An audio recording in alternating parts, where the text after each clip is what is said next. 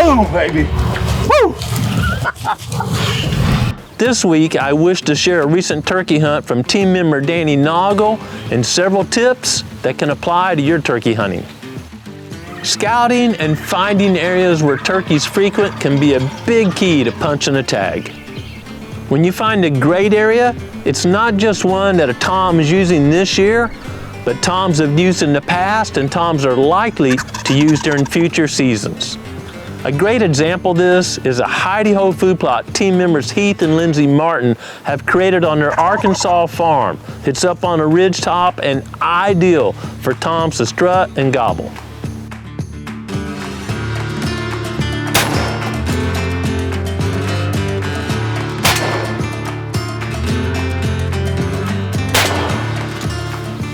Identifying areas that turkeys use year to year is a great start to a successful turkey hunting strategy, but hunters need to be ready to adjust their strategy in case the turkey behavior changes or the environment in that area changes. I guess to summarize that, it boils down to using observations you made during past hunts on a property and MRI, most recent information based on what you're seeing during the current season. Danny is a skilled outdoorsman and he lives and hunts here in Southwest Missouri, and he used that exact hunting strategy to tag a tom recently. Since February, Danny's been very busy. He's not only a fireman, but he and his wife Jessica were blessed with the birth of their first child, their son Henry. I'm very proud of Danny and Jessica because they haven't wasted any time getting Henry outdoors and starting a trend of a family being together and enjoying creation. Even with everything going on in Danny's life, he's found a bit of time to pattern his Winchester and make sure it's still on from last season and do some scouting. The morning before turkey season opened in Missouri, Danny was out on the edge of a pasture listening, and he knew toms tend to use that area. Danny's knowledge was based on hunting there several years in the past and tagging a number of toms. In fact, last year Danny dropped a tom at about 50 yards in the same pasture opening morning. That hunt lasted several hours as the tom seemed to hang up behind a blanket of fog before he finally worked into Danny's setup. While scouting this year, Danny had heard a tom roosted in about the same place the tom was last year. Knowing that the tom last year flew down and really wanted to stay at the far end of the pasture, he decided to move his setup to that end. Next morning was opening day, and early in the morning, Danny and his friend Sean slid in quietly to their setup and waited to see what would happen. Light was just cracking as that tom fired off, and he was close by.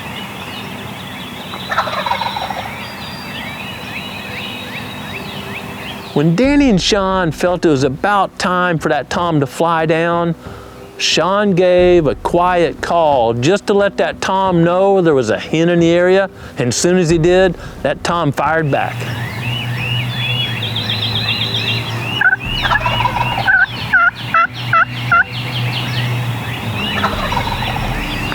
Wasn't long until they were certain that tom was on the ground.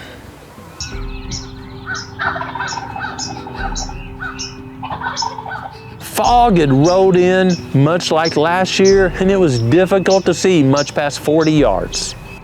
They knew that tom was close as Sean whispered he could hear him spitting and drumming. Hear him spit. Within moments, Danny spotted him through the fog. There he is. You see him off to the right? Yeah.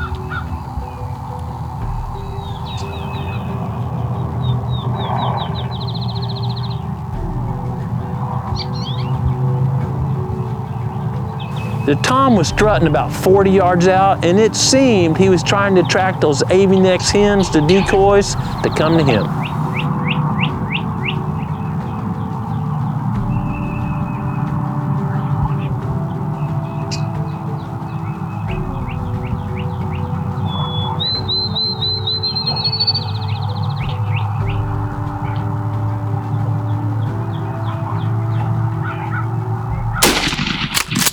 Boom, baby. Woo!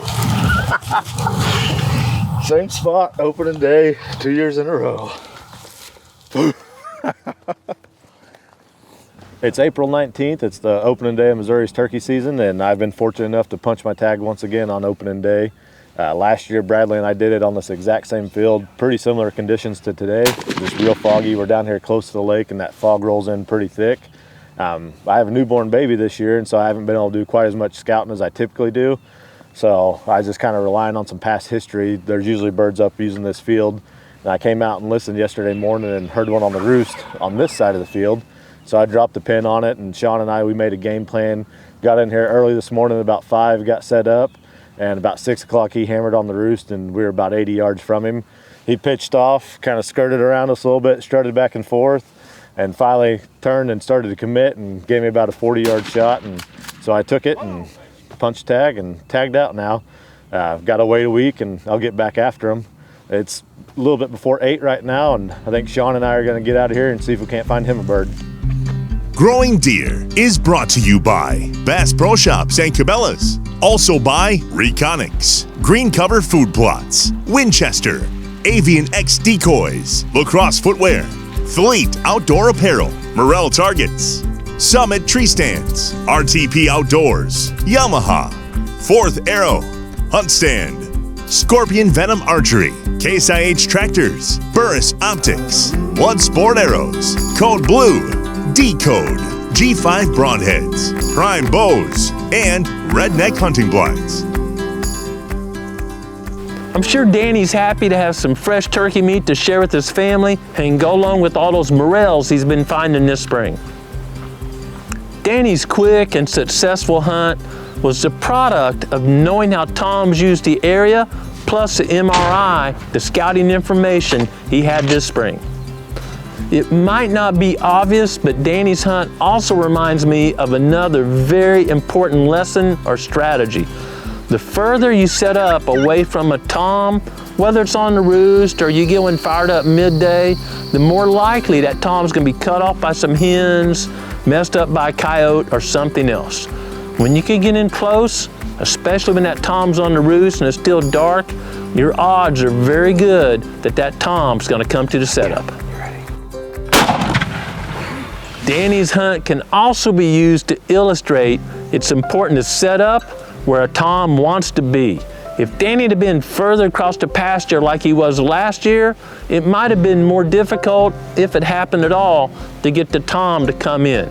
Knowing where Tom wants to be, a strut zone, a feeding area, whatever, is a great way to increase your odds of punching a tag. Toms are typically more responsive if you're calling from a position of where Tom wants to be, or maybe you're in a travel path of where he's wanting to go. Trying to call a Tom away from hens or away from an area where he wishes to travel often is very frustrating. This is where scouting and understanding turkey behavior can play a big role in creating a successful strategy to tag a Tom. If you'd like to learn more about our strategies and techniques, check out our social media pages. It's almost time to celebrate Mother's Day, which probably should be called Love Day. You know, mothers just love on their kids, almost all of them, and maybe you don't have a biological mom, maybe someone else is helping you, or you're like me and you're at an age where now you're kind of helping mom versus mom helping you. Either way, it's just a day to really pour into someone and love on someone, which is a reflection of what we should do year-round. This year, let's let Mother's Day be an inspiration for our behavior every day. You know, taking your mom or somebody you care for out hunting, fishing, just hiking, enjoying the wildflowers this time of year is a great way to get outside and enjoy creation. And more importantly, I hope you take time every day to be quiet and listen to the Creator and seek His will for your life. Thanks for watching Growing Deer.